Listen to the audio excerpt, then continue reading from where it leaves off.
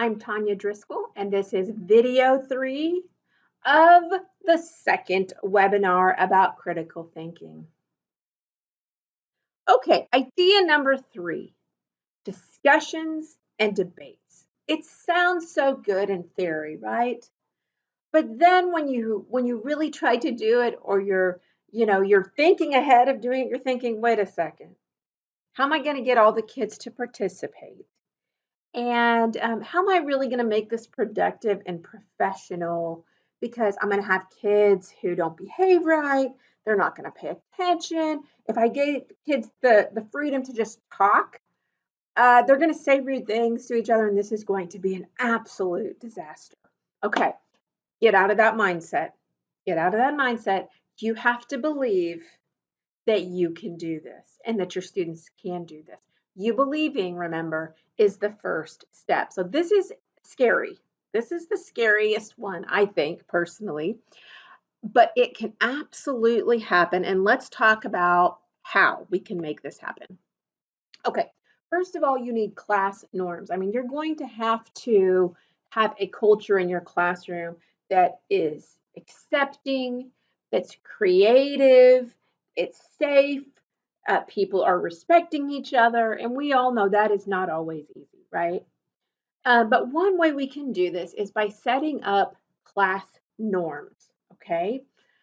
So this is a way to just say, hey, like, here are the basic expectations for your behavior.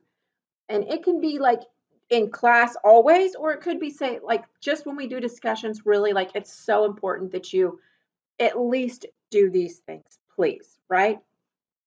Okay, so when you do have problems, also remember, don't criticize the student, criticize the behavior, stay focused on that behavior, and move on. So do not become entangled in an emotional battle between who is in charge.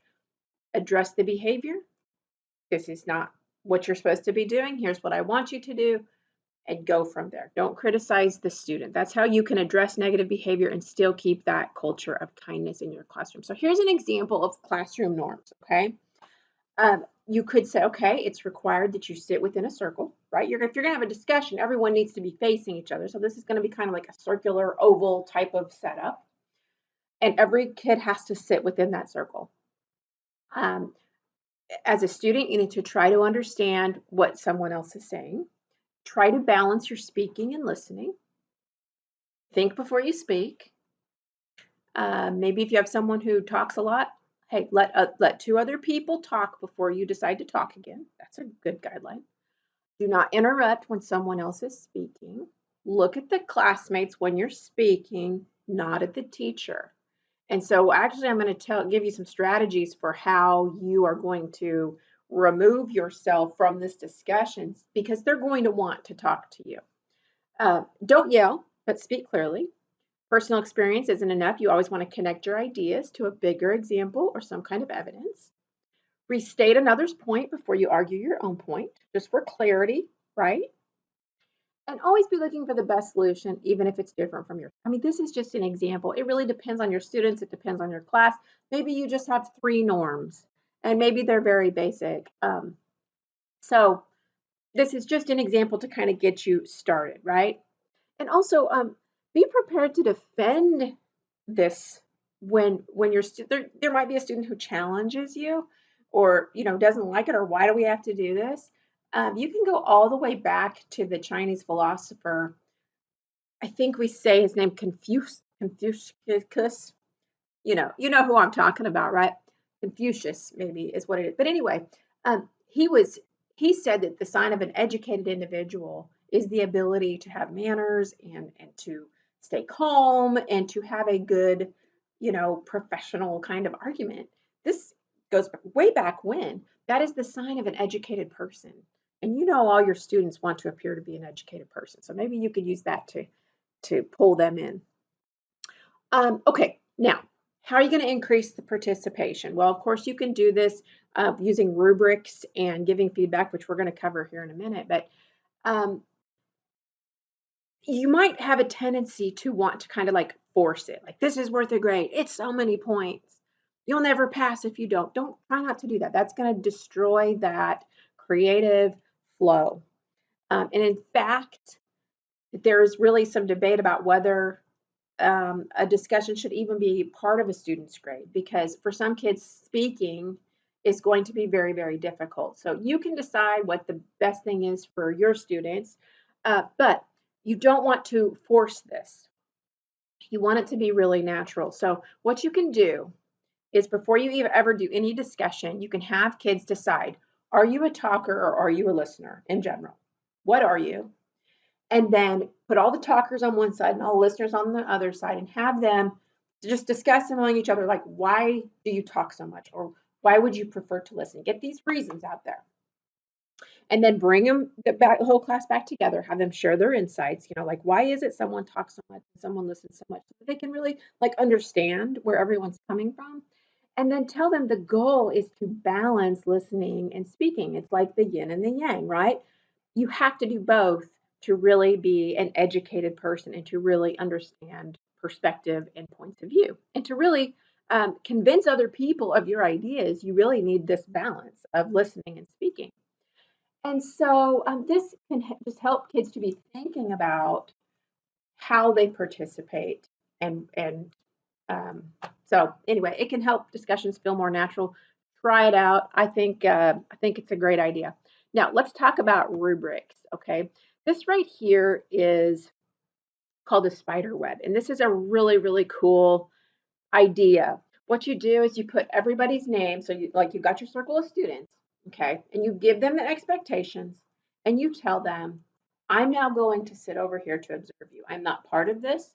I'm not going to intervene.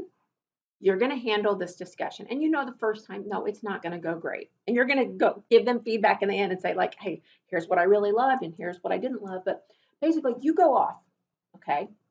You're not going to be the judge here. You're not going to be the moderator. You're out of there. You're in the corner. But anyway, you put everyone's name there on your paper, and you just start tracking who spoke, who spoke next, and you do this. And that way, at the end, you can see where the flow of conversation was. And also, it provides you evidence when you're giving the kids feedback and you show them this, like, listen, Bill is really dominating this conversation, and we never even heard out of Lily or June.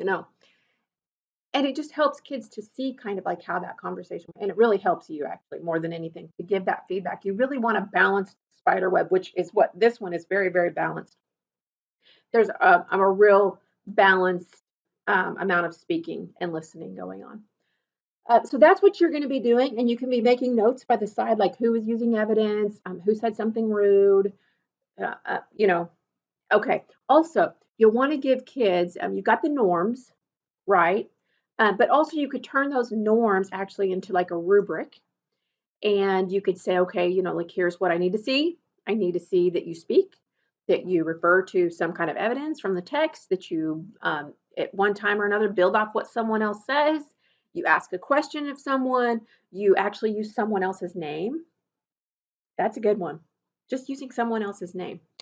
So, and then, you don't, obviously this last one, you don't want that one happening. So that's the one they should avoid. But this can really help them to kind of know, like, here is how adults have conversations. And being able to argue your point of view, that helps you to be a better parent. It helps you to be a better spouse. It helps you to be a better friend and a better daughter and a son. And it's better.